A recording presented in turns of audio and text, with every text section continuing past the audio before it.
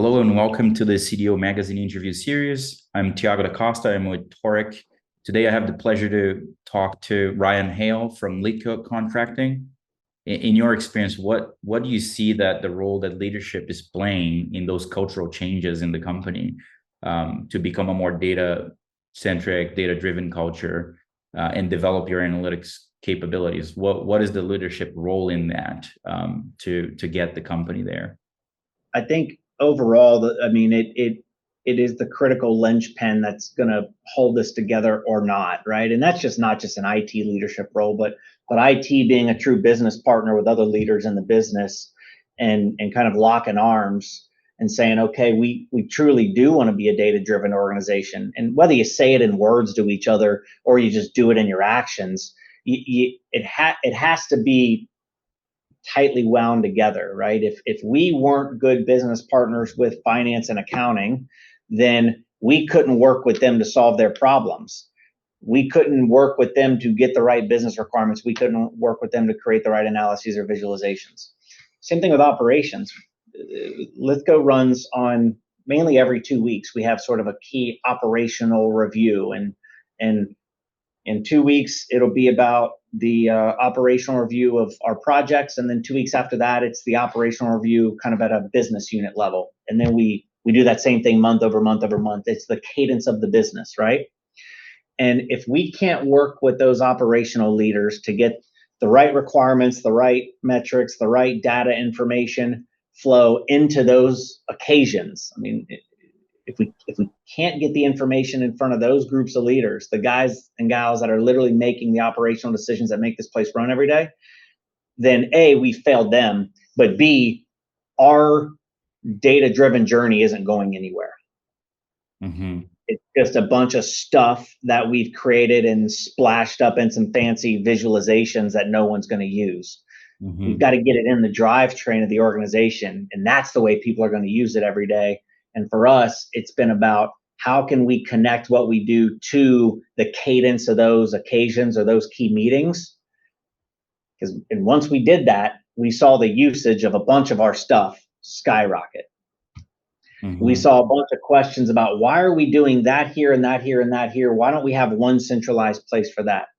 Hey, we thought about this. Can you create some more stuff for us? Or what about if we looked at it this way? And all of a sudden, like the value of our conversations with stakeholders went through the roof. So that's great. Getting the cadence of the business. Yeah.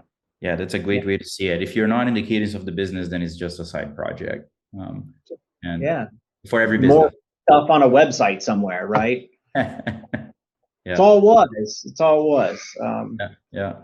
Great. And in terms of data maturity level, I mean, based on you're being 3 years into this journey, have learned all of this that you're sharing with us, where would you say you are in data maturity from like 1 to 5, and 1 being complete denial, nobody cares about data, and 5 being, absolutely like totally every decision is being made with data.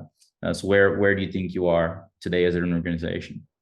Yeah, that's a fair point. I think at the highest level, we're a 3.5 to 4, let's say, right? I think we as an organization stress all the way down through the roles in our organization that data-driven decisions is the way we need to drive this business. Mm-hmm. And literally, I mentioned this collection of hours and stuff earlier. We do that every morning, and then we give our superintendents running our jobs a report every day, 4 hours later, that gives them real-time budget to actual information. You don't see that in a lot of construction companies, certainly not in concrete construction companies. So we're trying to provide pretty real-time data to make informed decisions. I think, though, you got to peel that back, right? You got to peel that 3.5 to 4 back. And then it's, okay, now how well are we set up from a data infrastructure standpoint? Pipelines, appropriate tooling, appropriate business rules. Okay, maybe that's a 4, maybe it's 4.5. Great. Okay, data quality. How comfortable do we feel that every data point in our system is correct? I don't know. Certainly not near a 4. Probably not even near a 3. Then you say, okay, do we feel like we have owners of each of those data points, and they could raise their hand and say, yes, I'm the owner of that, and I know what percent my data is accurate. Okay, now we're trending away from 3 down towards 2. So I think we've got a lot of work to do there. I think on the analysis, data visualization side, we've got a lot of stuff there, and it's good stuff. I think us going back and saying, what do we really need from a centralized standpoint? What can be created where everyone can plug into? Do we have the right stuff? Yeah, I don't really know. A 3, how about? If we're talking about democratizing the data so people don't have to come to IT to get it in all cases, they can do data analysis in commercially scalable tools versus just using Excel for everything. Yeah, we got a lot of work to do there. So I think when you start peeling it back is really kind of where you got to make those evaluations. I think overall we're a 3, how about? And some are a little higher than 3 and some are lower than 3. A lot of work to do, I think. It's a very interesting way to put it, like where you're basically ranking each capability in your data analytics data, in your data analytics capability. Have you considered monetizing data analytics at Lithko yet, or are you using that as a way to monetize your projects, or these are just all internal so far? All internal so far. Frankly, haven't spent a whole lot of time thinking about how we would monetize or if we would want to. Certainly feel like we probably have more concrete construction data points than most organizations would. How we would take that, monetize it, not sure. I'd really have to do some noodling on that. So I guess the short answer is no.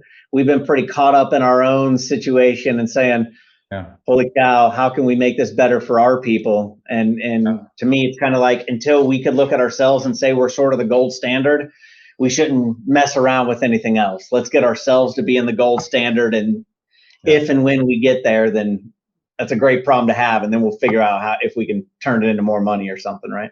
Yeah, awesome. And I think last question, and I really wanted to ask is how are you guys keeping up with the technology landscape? The tools are evolving quickly. We talked about AI a little bit earlier, but there's so many other tools that involve, data pipelining, AI, data processing, the visualization components are changing as well. So how do you keep the company and the whole tooling going when everything is advancing so quickly? It's hard. I think is the short answer, right? We've tried to attack it on multiple different fronts, and I don't think we have all the fronts figured out yet, by the way. And it is everything from encouraging the folks on the team to find peer groups and peers at other organizations that they can talk to, share best practices, see who's further along in some of this stuff than we are. And that's not just within concrete construction, but peer groups in the city or in the region. So we've encouraged that. We try to leave time for each of our data folks, leave time in each sprint for some research. So we try to do that where possible. So it's not just we're churning out every second of every sprint to deliver the next product. It's yes, we need to spend the majority of our time churning out whatever we need delivered to the business in the sprint, but leaving a wedge for some research and personal growth and understanding some of these tools. Obviously encouraging conference, all that stuff. We try to do that. Partnering with vendors or having connections with a number of vendors or a number of consultancies, folks that do this every day, folks that their lifeblood depends on it. Getting those relationships is an important thing to lean on. So it's hard. I would love to find someone that's got that holy grail and take them out for a drink and learn how they're doing it. And I try to do that every week in my own peer groups, right? Yeah. A lot of it is learning as we go and just trying to take data points from a bunch of different places and put them all into a pot and see what we can do with them. Awesome. Oh, great. This was super helpful, very insightful to I think to anyone watching. There's a lot to learn here. Thanks for sharing your journey and how you guys are approaching it.